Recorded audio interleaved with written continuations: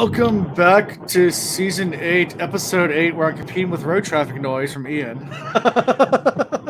Yep, and you're a little robot-y. Oh, I'm a little robot-y. That's not good.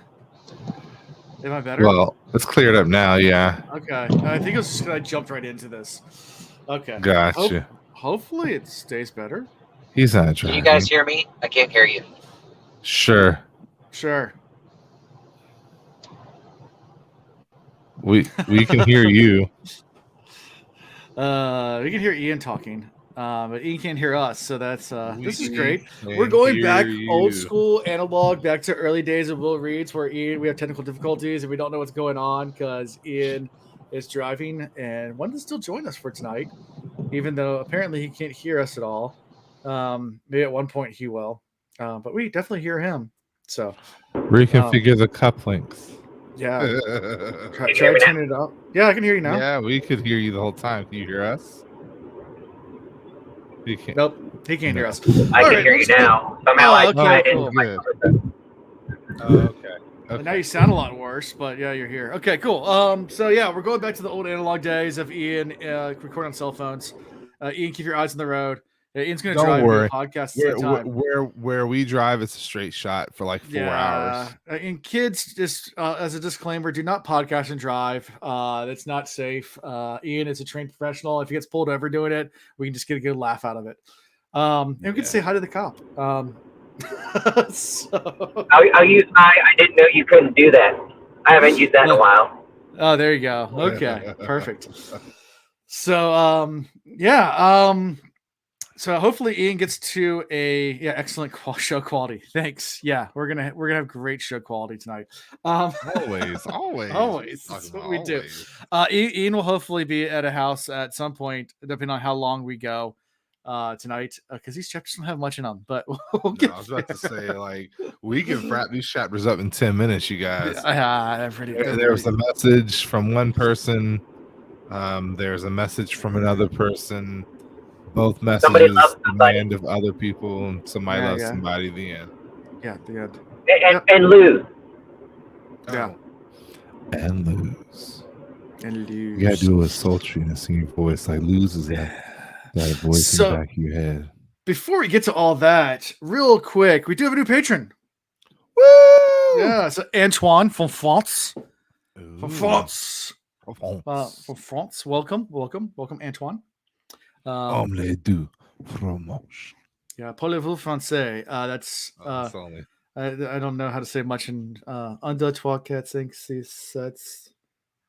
Yeah. You said something about a new cat. Ce soir. That's not.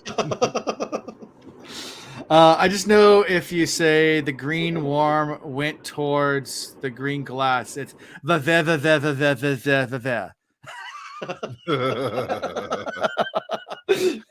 We're gonna lose that new patron. We love you. We appreciate you. Thank you. You heard our limited French. I might have done the enunciation wrong there. My French is not perfect, but we love you. We love you. Thank you so much. We just lost it, and he just left. Announcements. What's going on? So next week, Chris will not be with us. I said no longer. He won't be with us for 1 week. He'll be back for 1 week. For so 1 week. Hopefully Ian will be. Are we recording for the July? Oh yeah, we're not. But we have a week between that. Yeah, we do have a week between that. I don't think I'm going to be recording on the 4th. There's too much stuff going on. Too much fireworks. So yeah, on Independence Day, America's Independence Day, that falls on a Tuesday this year. So we will not be recording on that Tuesday. We might move to a different night, but because I'm super busy these days, I don't know. Maybe we'll take the week off. Who knows? We'll see. That's 3 weeks away, man. We're 2 weeks, 3 weeks, 3 weeks. Spreadsheet, like, yeah. Well, I'm dude. I don't have that far. I mean, the spreadsheet is planned that far. My personal brain right now is not that far. So, yeah, that's where we are with that. So other announcements going on. I guess on the 24th, which is not this weekend, but the following weekend is first playoffs of Water Fortune. So come back for that. Ooh. Also come back on Sunday for the Cosmere Reads, our sister, brother, whatever you want to call it, podcast. we're going strong there. So call it brother. It's all guys. Brother. It's all guys. We're brother. They're brothers. Which actually Alondo is going to be at WatCon. So from the Cosmere reads, because he's read most of the Wheel of Time. I think he's in the Sanderson books now, almost done with them. But he's never read Cosmere. Well, he's read some of Mistborn now. So that's where we are with that. As far as our next, the Will Reads does Cosmere. We have to read more. So no, Wad of Fortune is like all we can't even watch Wad of Fortune, and it's on our podcast. I'm just answering some things in the chat. So yeah. It depends on. So yeah, Wad of Fortune is it safe for people that are at this point in the series? The answer is not normally.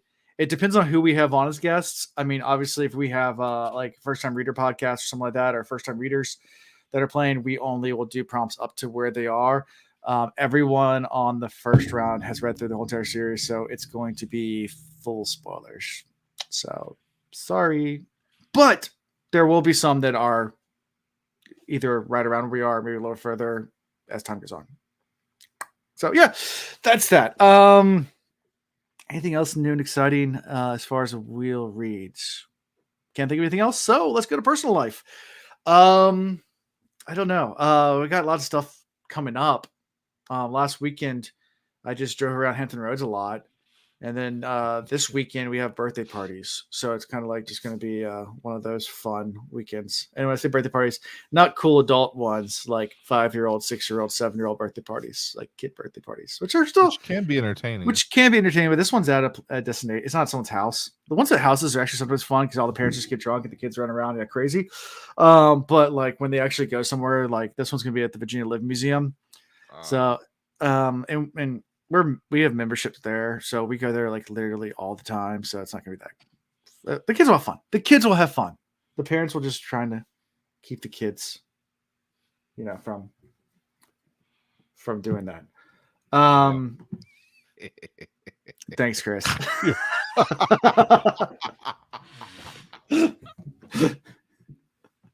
So I texted Chris right before we started. Hey, Chris, you coming? She asked that often. This is what he just responded as I'm doing my talk. That's what she said. So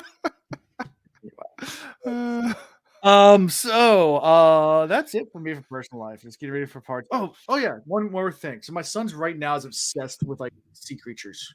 Like went to the aquarium last weekend. It's really cool. Like he's all obsessed. And tonight he's like, Dad, can you show me videos of like sharks on YouTube? So I went on YouTube and I tried to find like more informational ones or cool ones that didn't like have like all the gore and like every single question he's asking is like, when's he gonna eat the man? Is he gonna eat the man? We don't watch those kind of videos.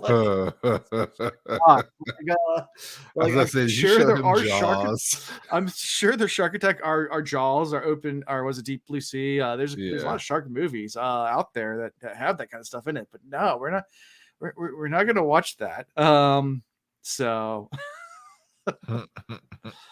yeah, show him a Dumbo jellyfish. Oh, he knows all about the Dumbo jellyfish. The big fin squid are actually more terrifying than Dumbo jellyfish. If you Google a big fin squid, yeah, he knows about the goblin shark. He says he'll tell you everything about it. That it lives in the midnight zone. How orcas can't eat it because it lives too far down. He knows about all the different sharks. Just in chat, they're saying, "Tell him about this." He knows about all that stuff. He's obsessed with sea creatures right now, and like any kid that gets obsessed, like dinosaurs, sea creatures, whatever it is, they learn everything about all the weird stuff. And yeah, he's going on and on about it. But yeah, big fin squid. That's the freaky looking thing. Yeah. You looked it up? Yeah, I'm looking at it right now. Isn't that scary looking? Cephalopod with many distinct morphologies. It looks like something of nightmare. Like it does. Anyway, so what's going on with you guys' personal life? Ian, what's going on with your personal life, Ian? All right, before I go, can you hear me okay? Because I'm in a very rural part right now. Yeah. Yep. All right, so I'll go for it. Hey, so won't hold back. You know, you guys, you've probably heard me over the last few months or even since the new year, really since before Christmas, like, just kind of one thing after the other piling on top of me, and I mentioned how Meredith and I broke up, and anyways, got into therapy, something I should have done a lot longer ago when I recognized how things were going in my life. And it's very bittersweet right now because in many aspects with all the things that have been going wrong, I've found a lot of relief and really just kind of changing my perspective on it. A lot of that serenity prayer, if there's things you can change, things you could do it.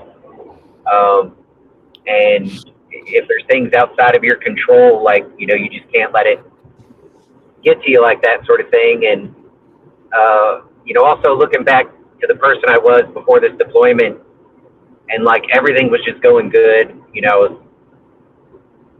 lot more social, getting out and do the things I love, working out, spending time with friends, family, connecting with people. And when all of this stuff started happening, I just started isolating even around people, to myself, and I did it so much. Yeah, I think got pretty irritable, probably not.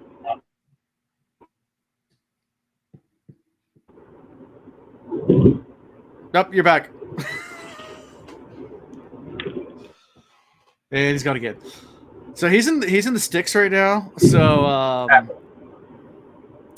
it is what it is. I think it's what Ian told me earlier today. So 10-4 good buddy, because you sound like a trucker right now. Can you hear me now?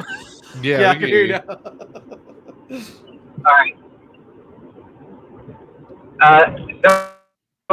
So like, well, there's relief to all that and kind of processing all those things and whatnot. The fucked up side is realizing that, and it's not that things were horrible with Meredith and I. I think in my mind they were worse than they were. But I certainly, for a while there, just did not have the ability to love her as much as she deserved. And so that part weighs on me a lot. So, good in some aspects and bad in others. And with her and I, both of us, with our past, with our exes, and, we both got kids to consider, hers live with her a majority of the time. It's kind of hard to go through even if you want to call this a rough patch, to immediately reconcile and go back, to life as it was.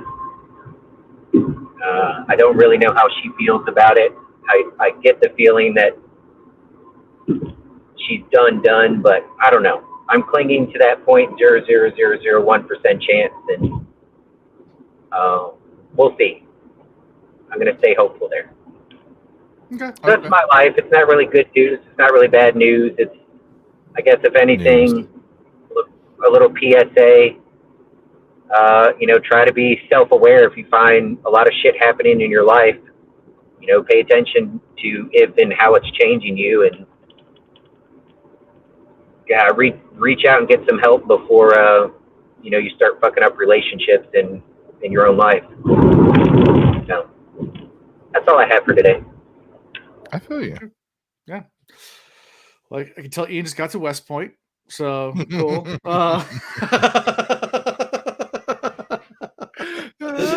I can tell exactly where he was on the road if I like the way the road. It's like, yeah, we know where you're at. Yeah, I know you are. You're getting there. Anyways, yeah. So yeah, Ian, we're there for you. As I told you earlier today, feel free to come by, Sal, anytime you want. Hang out with me. We don't have to drink. We don't have to do anything like that if you don't want to, or we can. That's fine too. But if you don't feel like it, then come hang out with us. Or Chris, go to Charlotte. Yeah, I'm sure Chris can show you a fun time. Mm-hmm. Yeah. Anyway, Chris, what's going on with you? So life is life. This past weekend, just hung out with the in-laws a little bit, and transparency is always key. So like, there's always, we're growing in our marriage, Chanel and I, and so one of those aspects is the whole introvert versus extrovert ordeal, and how I can't stand not being busy. and she can't stand being too busy. So we're trying to Yeah. navigate that. And, even since we married in October, there has not been a month yet where we have been steady in our home, just in our relationship, for longer than like a week or two before we're going to Virginia, or we're going to South Carolina, or we're traveling here, we're traveling there, like seeing friends and family and engaging. And it's like, she asked me yesterday, she's like, can we slow down a little bit? Can we just like rest? Can we be at home for a little while? And I'm like, well, we got a wedding in Connecticut to go to. We have this obligation here. We got that obligation there, but we'll fit that in sometime in like September, October.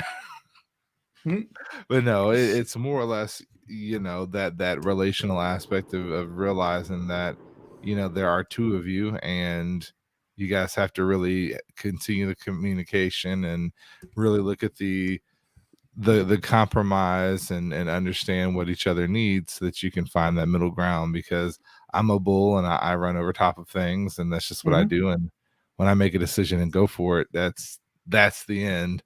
So I've had to remind her, like, you have a voice and you have a say in this relationship, and you really have to like speak up or else. And so, Yeah. So we've over the course of our marriage, it's actually kind of flip flopped. Like, so when we first started dating, I was the extreme extrovert, like was out all the time, out with friends, and my wife still is pretty much an extreme introvert, but not nearly as much as she used to be. And then COVID happened, and then I got used to just being by myself and not Yeah. going out.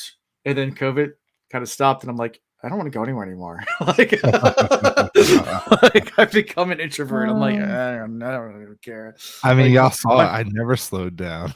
my wife's like, oh, let's have dinner for dinner. I was like, do we have to? Like I enjoy hanging out with people, but I don't. I'm fine just being myself. I got my podcast and my video games and my reading, and exactly. I got plenty of wine in my house, or beer and everything like that, so I'm good to go. Yeah, I mean, but you people for work all day, so yeah, I'm around people all day long too. But I mean, I used to like go to the bars and stuff like that all the time. Of course, I'm older. Like, I mean, like walking to a bar now is just it's a lot weirder than it was even 5 years ago.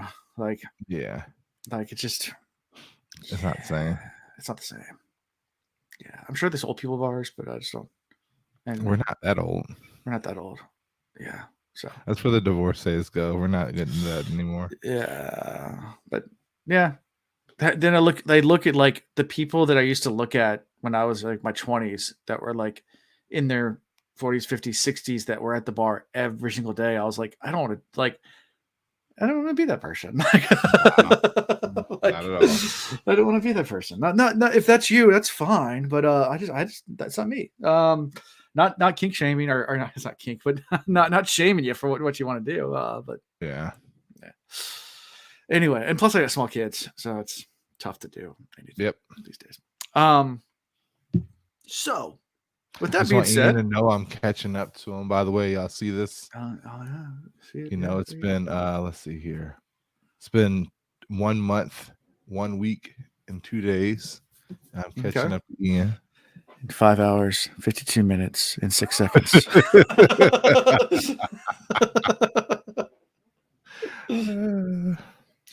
All right. So, chapter 14. Is that what we're on? Yeah, chapter 14. Yes. Wait. I've got more. I forgot. So, Chris, I'm sure you've seen that I started writing again. Yes, and I love it. I've liked every moment of it, literally, on the book. So, today, against my doctor's wishes, I mean, I've just been feeling good. I went to the gym and threw some weights around, and it felt wonderful. It just, you feel it in the spirit. Now, I was doing like 50% of what I was doing prior to that deployment, where I effed up my back, and it was tough. That 50% was hard. Might be the new 90 for you, but it felt great. Yeah. Have you seen Chris? Have you seen those Anatoly videos? You know what I'm talking about? Anatoly, the Oh Turkish. yeah, the guy that's like coming around in the janitorial stuff, and he just like picks people. He's acting like It's he's cleaning or whatever, and just like picks up like a deadlift with one hand and yes. moves another Mhm. one. And like guys are like, did he just do like these guys are big and they're loud and they're noisy, and then he just like comes by. He's like, can I move that? And they're like, can you move it? He's like, I just need a sweep. Yeah. Sure, go for it, buddy. Yes, those are the best. Absolutely love them. Yeah. All right. So chapter 14, message from the Mahal. I do that too, by the way. I can't help it. I love when you get, I'm sorry, I'm going to go off on this tangent for another 30 seconds. When you get the 3 biggest MFers in the daggone gym, and they've like got the leg press machine completely loaded, and they're maxing out, hitting that 3 or 4 reps, and they're, and I look at Chanel, she's like, don't do it. And I'm like, gotta do it. She's like, don't do it. And then it's our leg day, so I like wait for them to go, but they're not so far that they can't see. And I start where they finish. And I do 3 or 4 sets of 10 with that exact same weight, just so they know you only look strong. I am strong. Favorite moments in the gym. Showing up the bros. So, chapter 14. Let's go. Much like the Mahale, he loves showing up. Rand. He does. Yeah. He doesn't show up. He sends a messenger here. But yeah. Which is showing up all in himself. How do you feel like you could send a messenger to your boss? Oh, yeah. You could have traveled. You could have taken the 10 minutes. I'm sorry. I had this in my notes. It perturbed me wholeheartedly. He could have traveled, met up with Rand, taken the 10 minutes out of his day to give a full report and travel back. So the fact that he sends this guy who clearly doesn't like Rand and Rand clearly doesn't care for, the only good out of this is our friend came back because of him. Yeah. I'm going to give him that credit. Okay. You can continue.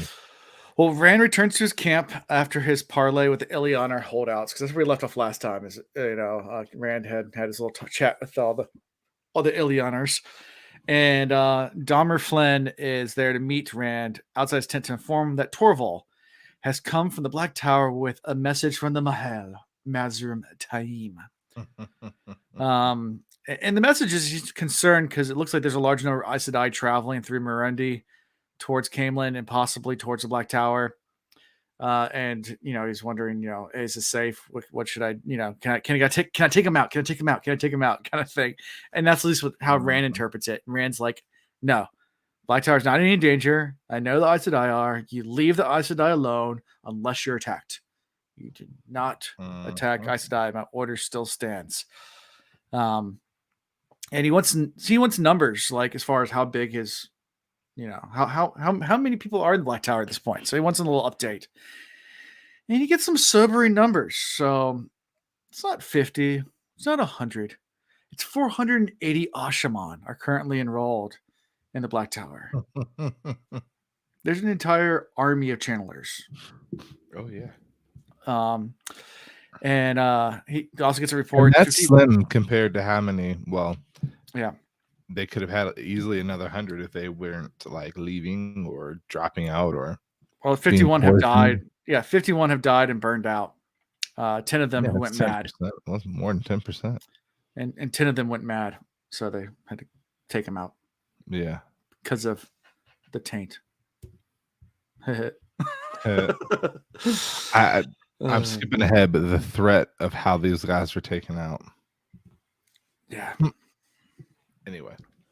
Okay. Yeah. I mean, we skip ahead a little bit. No, it's like the threat, like there was that implied threat because they were all kind of drinking something at the moment. So, the statement about these guys being let down easy through poison in the wine. I was like, oh wait, did he poison the wine that they're currently drinking? Like my mind spiraled real quick. Like, what is Rand gonna do to him? Kill him! Yeah. I thought I was losing that moment. I was like, you gotta get rid of him, Rand. Kill yourself and kill him. Yeah. Yeah. So Fedwin Moore also shows up right around now. So anything from all this before we move to the other report? Because really just 2 reports in this chapter. It's just, but they're important. So I mean, the big takeaway from this report is that the Ashaman have grown to a lot and they continue to grow in their ranks, but also that the men are starting. There's signs that cracks. I'll add, and I'll mention it a couple times in this chapter, that Rand's demeanor is changing. Very negative.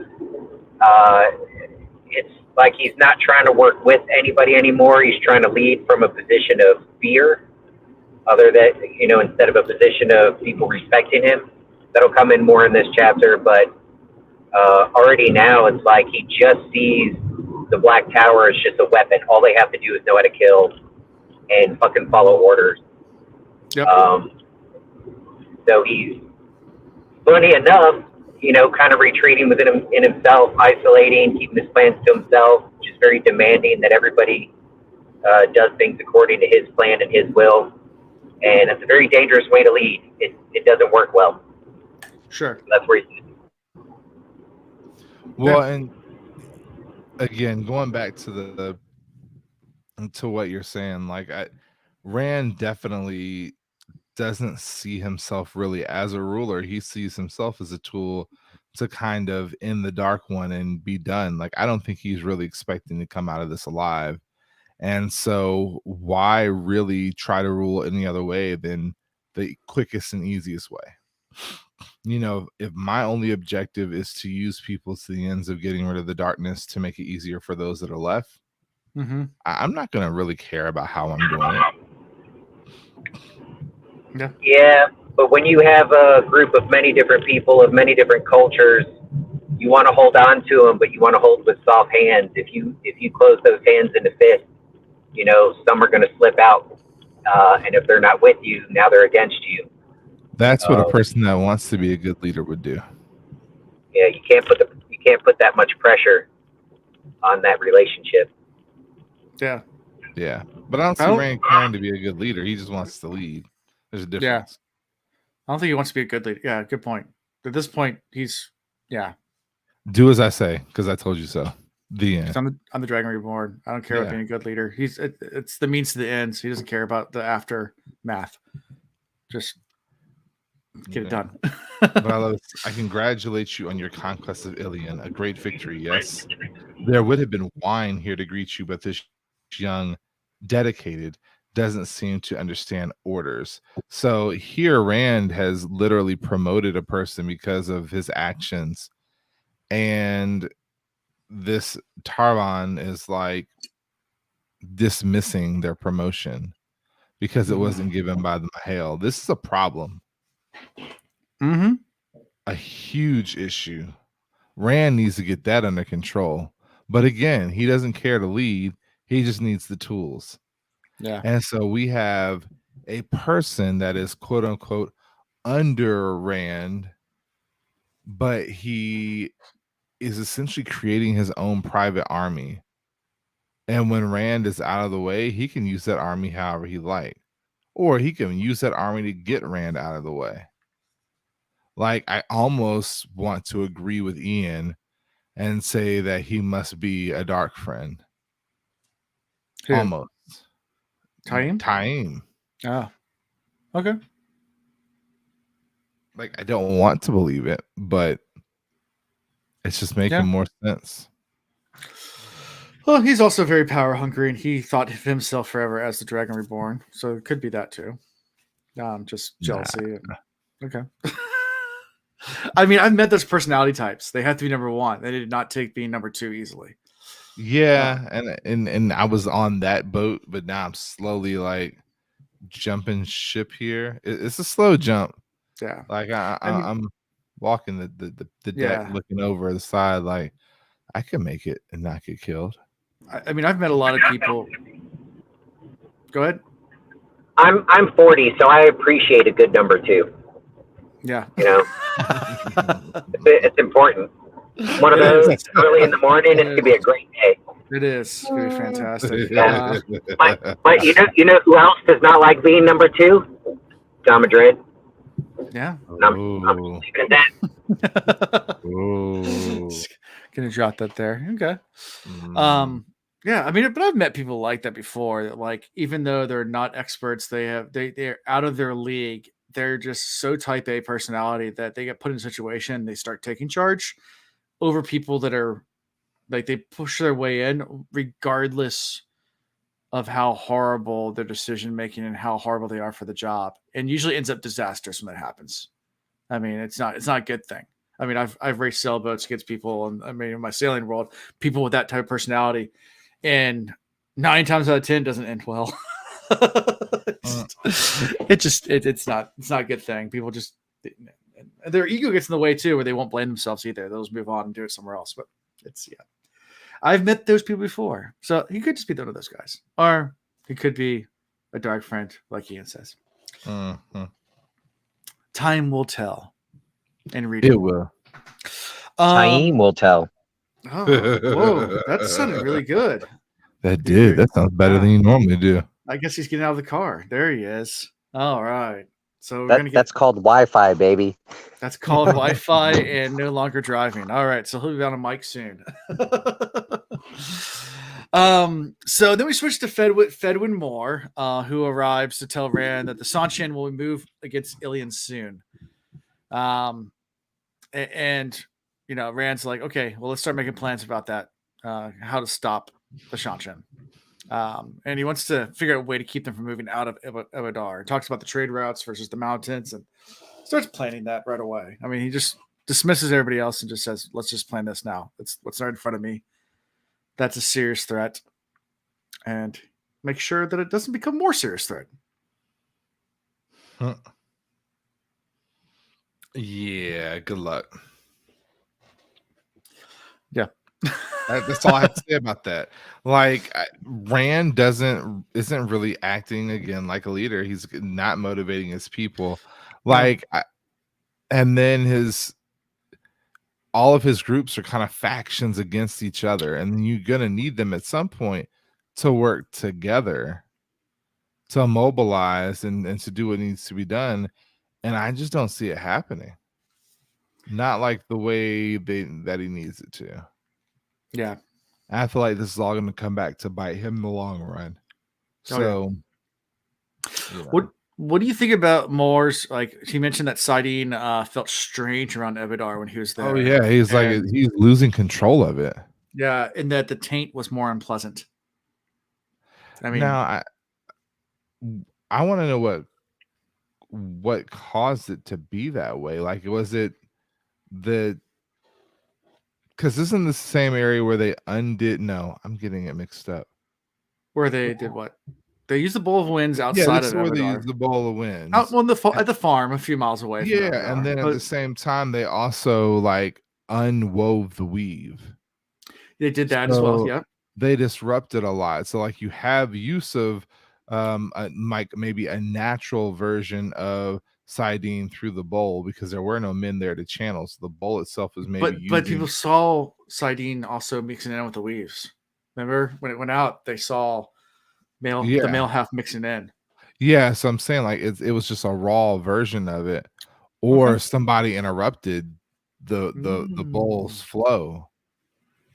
I never thought about that before, but maybe one of the numbers that was there was like one of the males in the female's body, and like there's only one of those. There's only one of those. It's Halima or whatever. So yeah, maybe he was there. Maybe. Okay.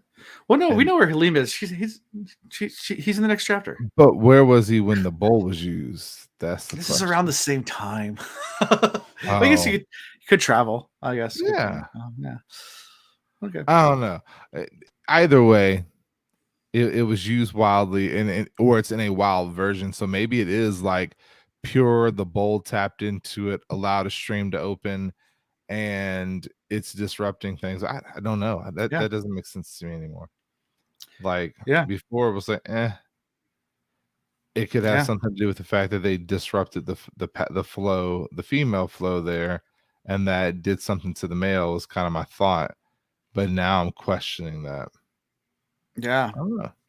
And then Rand's thinking about it gets Rand thinking because of the taint about his time when he went to the Eilfin and Elfin or whatever went through the doorway, and he's trying to figure out what the riddle that was given about how to cleanse Sidene, because he was given an answer, but the answer was more of a riddle, and he hasn't really figured it out yet. I don't remember what the riddle said. I think it was off screen because we didn't see Rand's point. Rand was coming out, Yeah.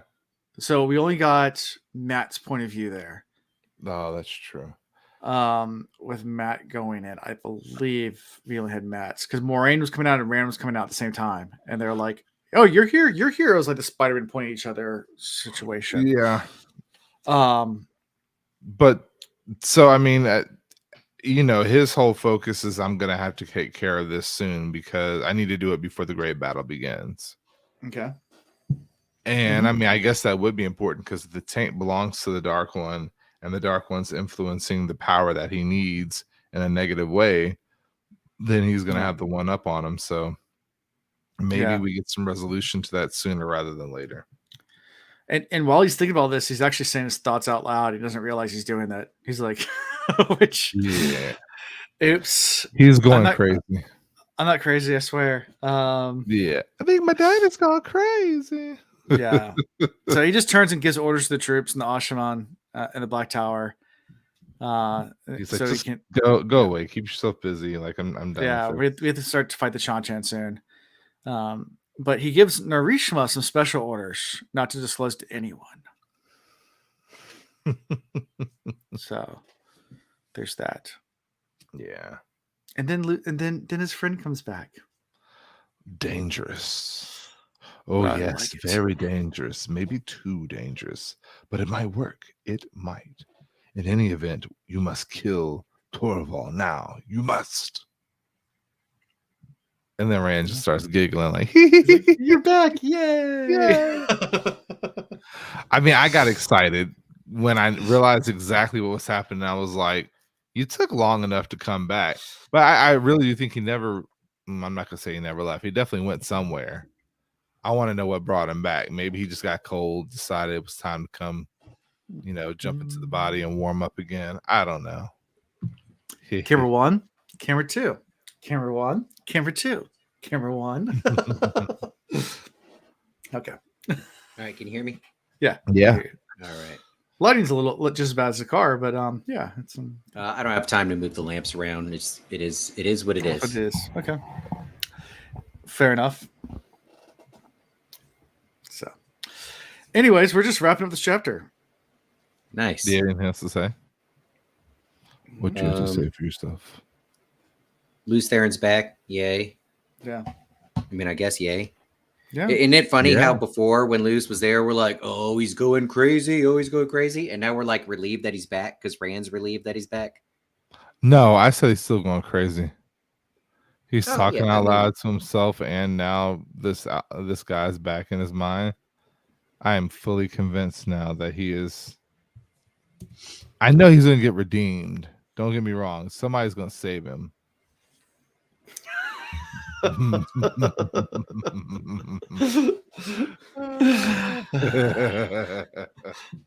I feel like his lady friends are going to keep him from going crazy somehow. They're going to find a way.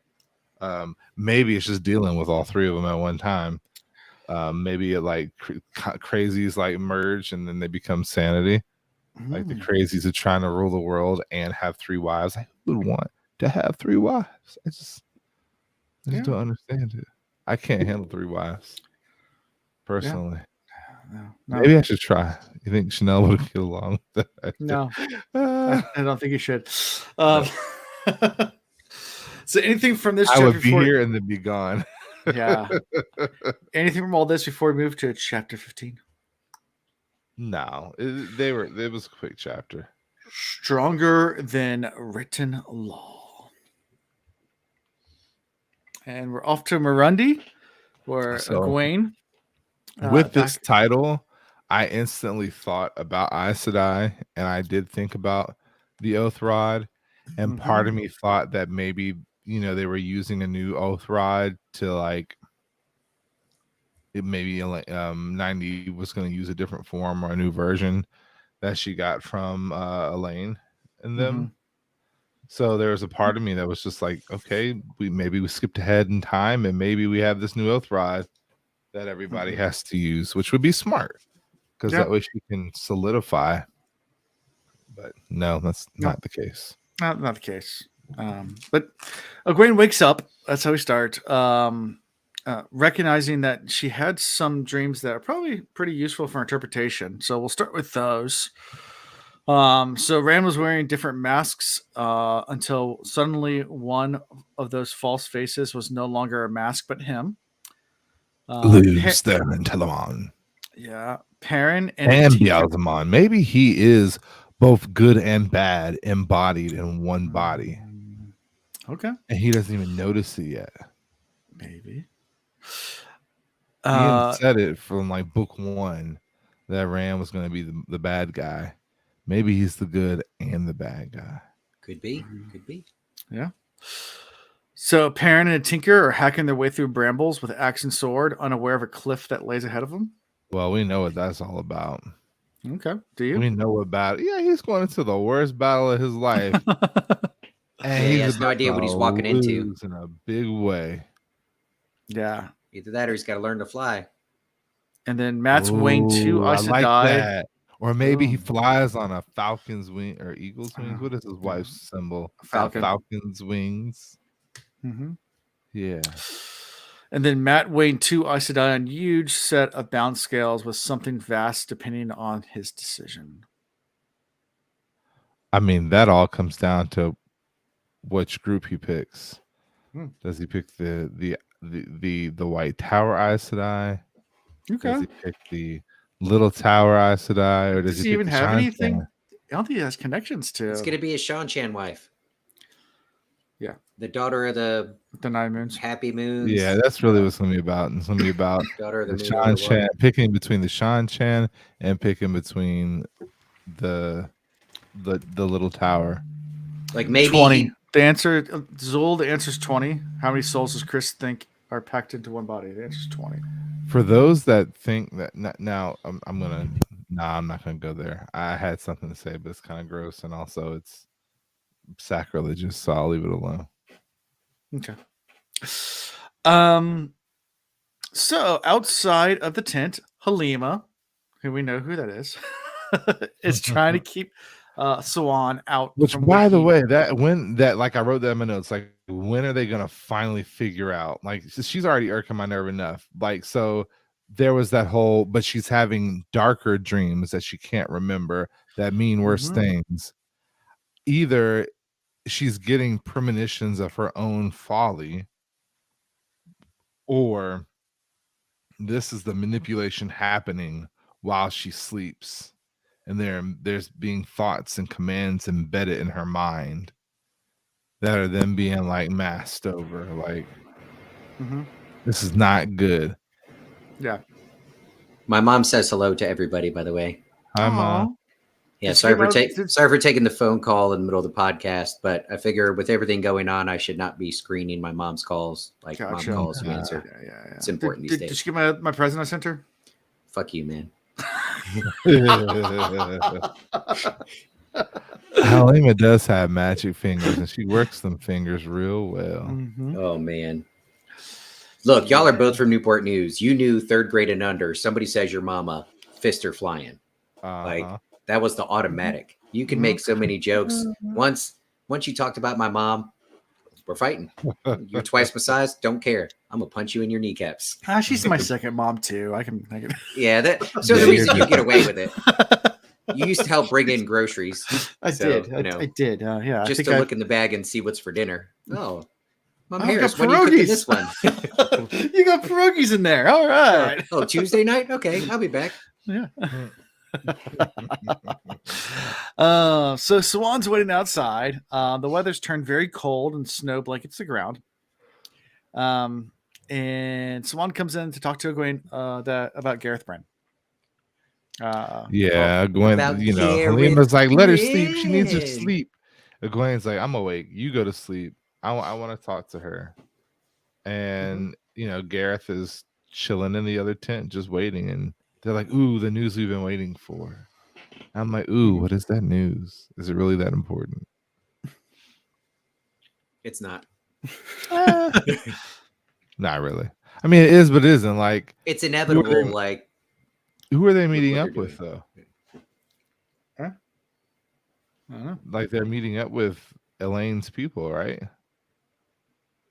Elaine's The No, Elaine- not Elaine's No, people. They're on their way to no. Tarvalon, so it's either like forward scouts or like people they plan on meeting to kind of rest and reprovision before they continue on to the siege. Yeah. So, I'll warn you, Chris. I forgot to tell Alan this. Going along with everything I said earlier, I listened to these chapters 3 or 4 times.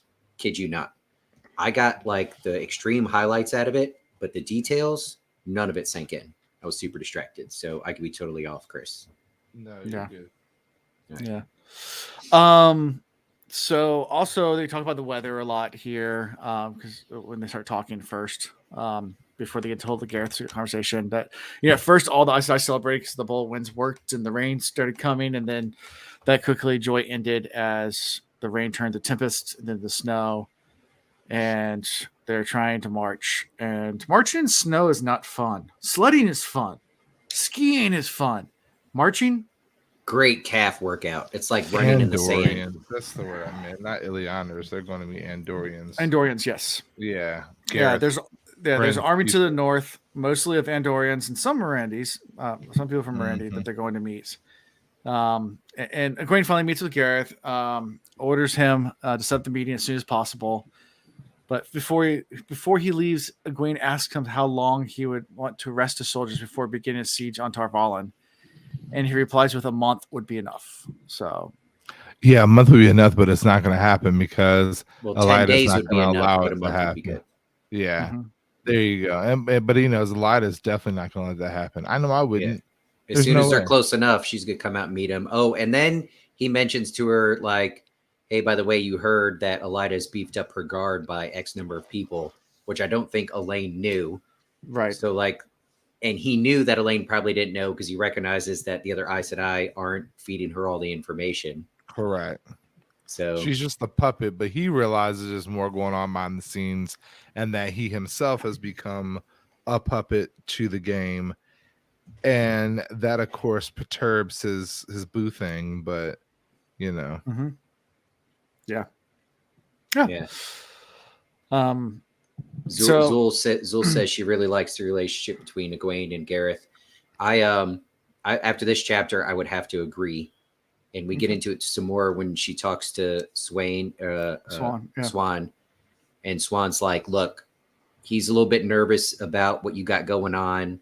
Like he's dedicated to follow you, right? You can trust that, but he also doesn't know that you can actually do what you're trying to do, or even that you know what you're doing. So by all means, communicate with him. Like he is a safe person to talk to. and that's when Egwene goes, she's wet.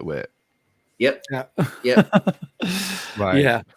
I don't care who you bed, but you need to watch yourself. Yeah. Before they get to that conversation, though, is when they talk about the oath rod, because they're talking about the Sanchan and they're talking about the oaths and how Egwene says something very naive. And this is kind of a little bit of the old Egwene peeking through, like, I'm going to free you of the oath rod. Not realizing exactly what was said by Swan, which was the oath rod is what defines us and separates us from everybody else. Right. Like, when we walk into a space, our excellence demands to be listened to. Because people know we can't. She was brainwashed to think that. Remember, she was raised in it. That ceremony and taking the oath was made to be such a big deal. So she believes that. That doesn't mean it's true or that it's good for her. And they can't use the one power to do harm unless they are dark friends or share the shadow. The Sanchan don't, and they know this. So that would prevent the Aes Sedai from defending themselves unless attacked. And they'd all be, as Egwene puts out, all be collared before they'd have a chance to even do anything. Like this is the Sanchan's gonna run through the Aes Sedai like a knife through hot butter, because the oath rod's gonna prevent them from properly defending themselves. I concur. Then that's Egwene's point, is that this is gonna be a problem. Yeah, and so you need to be part of this new Aes Sedai. You're free from certain things. And Swan bucks because of her upbringing. Hot knife through butter. Sorry. My dyslexia gets a knife through hot butter. Yeah, hot butter works too. I mean, it's like liquid, so the knife goes right through that too. Yeah, you could stir it. You can stir it. Someone chat's like, what? You don't fuck up your toast. You just pour it on there and kind of push it around a little. My dyslexia gets to me every once in a while. I start mixing up phrases. And anyway, so yeah, and Swan, of course, makes her argument for the Oath Rod, that this is what gives us our power within our own country. How we can go talk to queens and kings, knowing that what we say is true. Yeah. If you gotta have some attachment to a magic stick to have authority and respect, then you never really had true authority, and you never really had true respect. Boom. True. Oh, that looks good. What are we drinking? Snoop Dogg's Cali Red, yo. Snoop. Actually, what is it? 15 Crimes. What is the name 19 of that? Crimes. Yeah, 19 Crimes. Is actually pretty good. So yeah. So I'm drinking 19 Crimes tonight. Got the Snoop Dogg Cali Red. It's not too bad. Did you click the little yeah, so the new there? one is actually they have AI, so you can make it come to life and you can ask them questions. Nice. And they'll answer your questions in Snoop Dogg's voice, which is really cool. Ooh, it was fun. We did it the other day because we got the bottle and had some friends over. We didn't open the bottle the other day, but we got it. And we asked it, like, what's 2 + 2? He says, man, I ain't doing math. Well, I said, but how much is a dime worth? Yeah. What is it? What does 10 get you? How many grams? It was great, though. It was fantastic. It was right in character and everything. Yeah. No, apparently you can, yeah. Anyway, it's cool.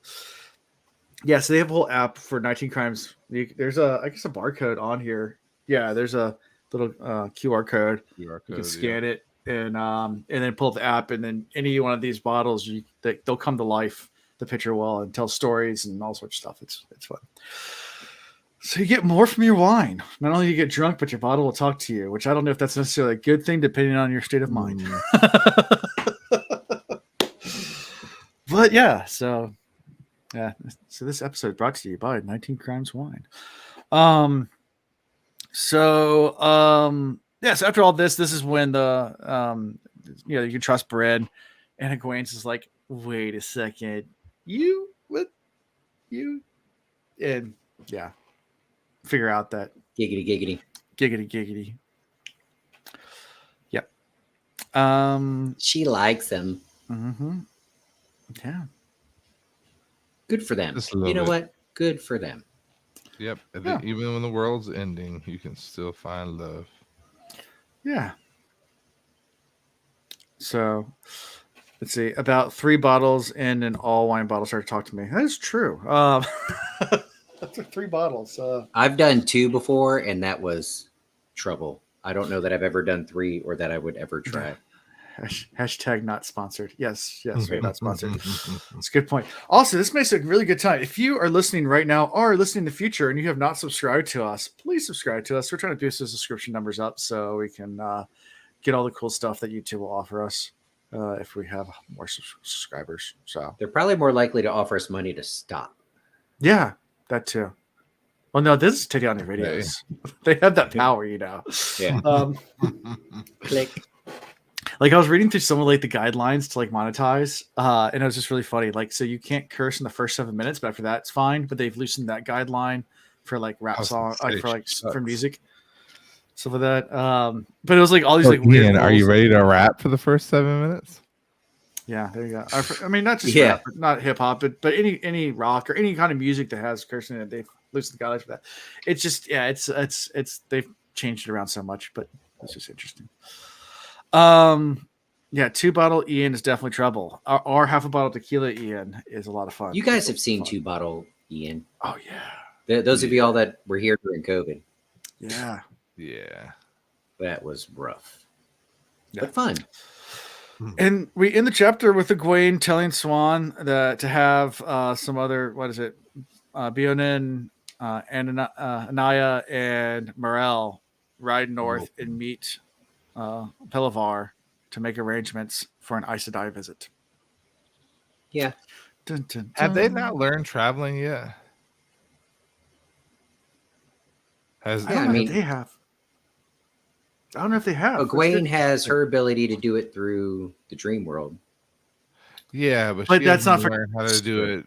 how to do gateways. Travel. Yeah, how to do gateways. I don't know if they did know how to do gateways. I mean, I know they need to learn. I know some of. I mean, some obviously Avienda and crew do. Yeah, so I'm surprised they haven't. Rand does. I don't know why I mean, I'm not Oshmen all surprised. do. How easy would it be for Avienda and crew, or just one of them, to go back, visit her in person, teach her some new things, and leave? You know what? Okay, someone says they have. They've learned how to travel. Okay. So why are they traveling? Why aren't they traveling? I don't know why they would not hop closer. Yeah. I Whatever. don't know. Because we needed time to tell the story of them walking slowly. Character? Yeah. I'll give you that. I will give you that. I don't know. Maybe the army's too large. I mean, if you give it, Egwene is definitely like growing in her becoming Emerlin more and more, and she's playing the Days Demar within her group, and she's definitely growing. So maybe that's it. That's some of them. Some of them know how to travel, but they don't want to be common knowledge. They don't want to use it in front of others because they'll see the weaves. That makes sense. Okay, yeah, it does. Yeah, because Egwene sent Matt and Nynaeve to Abadar to go away. So okay, that's what it is. So yeah, some of them do know how, but they're not using it because using it in front of everyone, then everyone will know. They're trying to keep their secrets. Yeah, too bad. And snow trudging, like I said, builds character. The kind you only found in mountaintops, battlefields, men who cross oceans. Okay, I'll do a giveaway for anybody who knows where that quote comes from. Can I play this game? No. I know you know where it comes from. It's a little obscure movie that unless you're a fan of it, and then you're a giant fan of it, and then if you're not, you have no idea what I'm talking about. Anyways, that's how we end this chapter. I mean, there's not much else to it. It was pretty quick. These were 4 real filler chapters that, have some weight to them because directions were given and communication happened. Right. And you can notice little shifts that can turn into big things. Yeah, they're also recruiting as they go. That's true. Yeah, they're doing that as well. Yeah, I think that's all I got. That was sorry guys, there wasn't much more. We milked. We tried to stretch it out. Yeah, we tried. We tried. That's what he said. That is what he said. She said it too. She said too. Oh yeah, anyway, that they were both down for that. Mm-hmm. Yeah, this didn't work. So how you can be found? Oh no, wait. We have to do a bunch of other stuff first. Next time on the Will Reads, we'll be doing actually favorite character. Let's start there. First, let's say who's your favorite character? Yeah. Favorite character. Did you pick one that's go around? The old dude that's getting the former Amlin, Gareth Bran. Oh yeah, Big Pimp. I like Gareth. Big Pimp Ben. Yep, Mahale. That's my guy for this.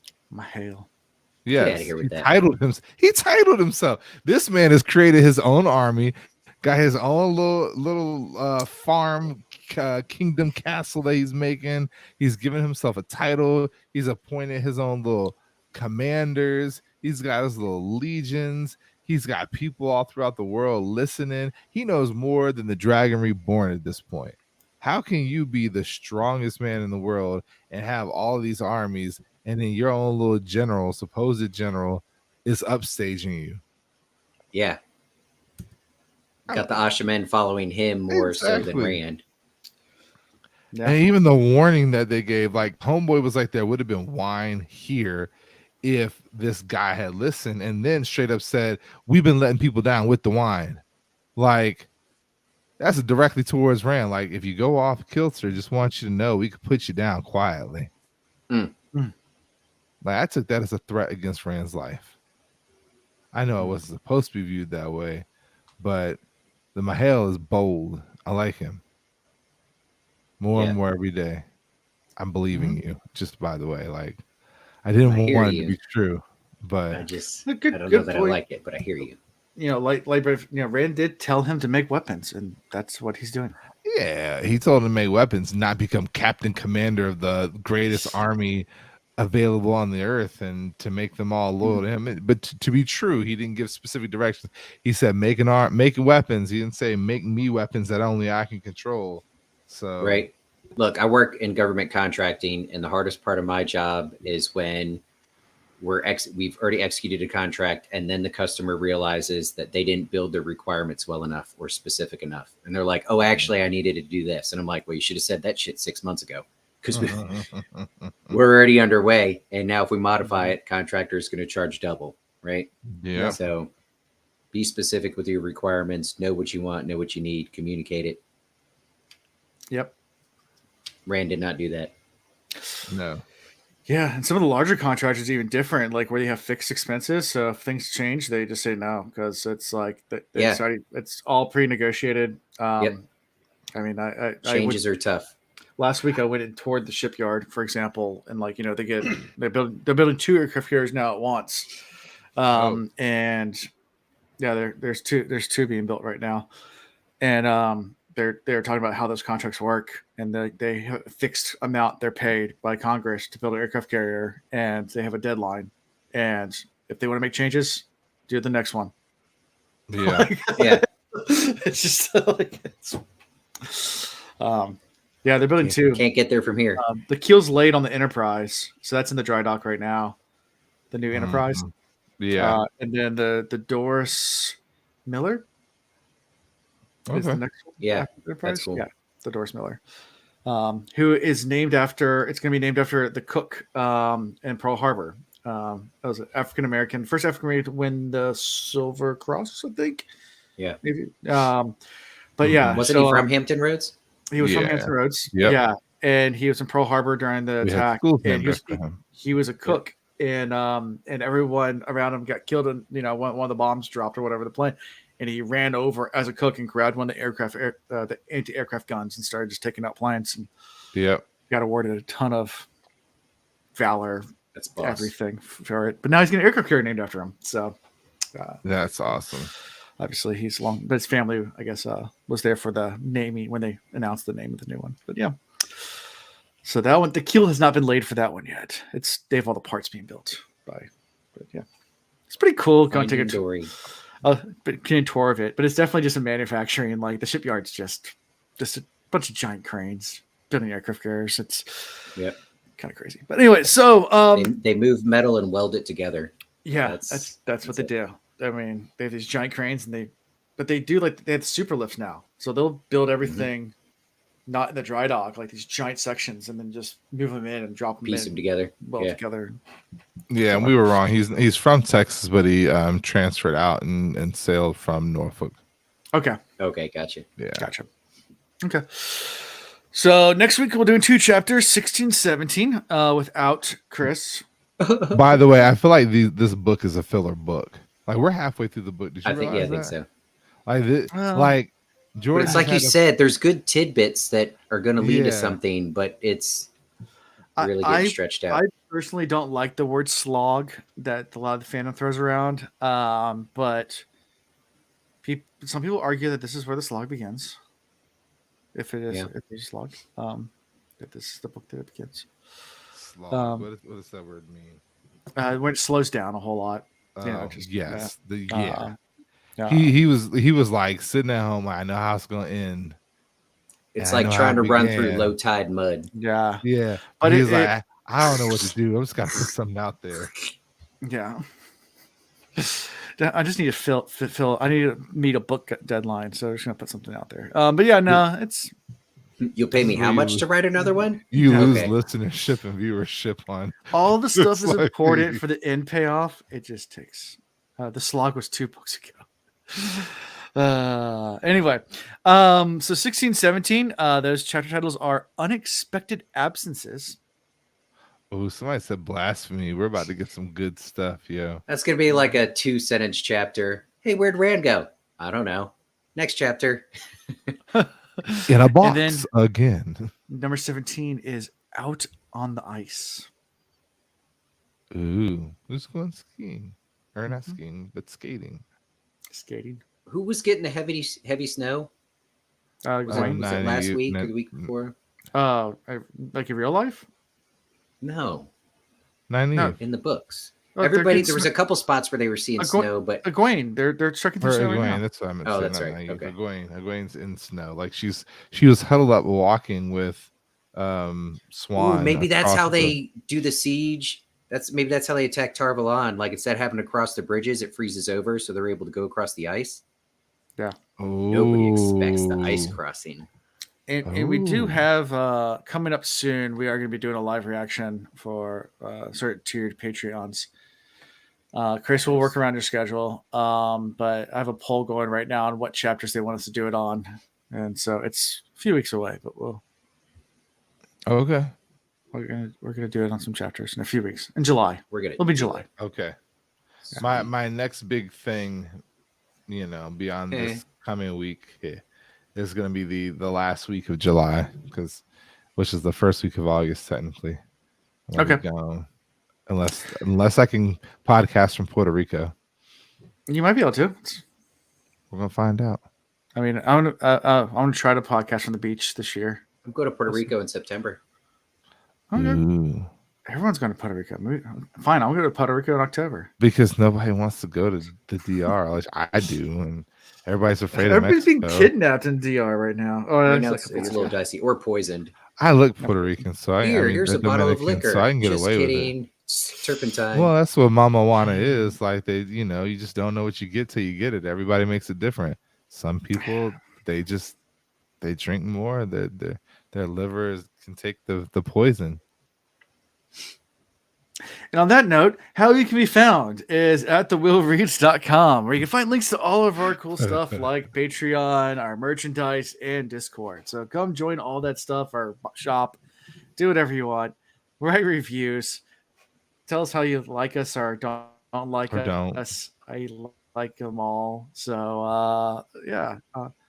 The WatCon Discord opens tomorrow in person and virtual ticket holders alike. So, for those that were interested, nice. Okay, we'll support. Am I back? Yeah, you're back. Am I back? Am I back? You are back. No, you're facing the camera. My internet you can see your front. My internet decided to drop out. So that's all I got for this week, guys. Man, this ending's going to be edited so hardcore. Perfect. Until next time. Peace.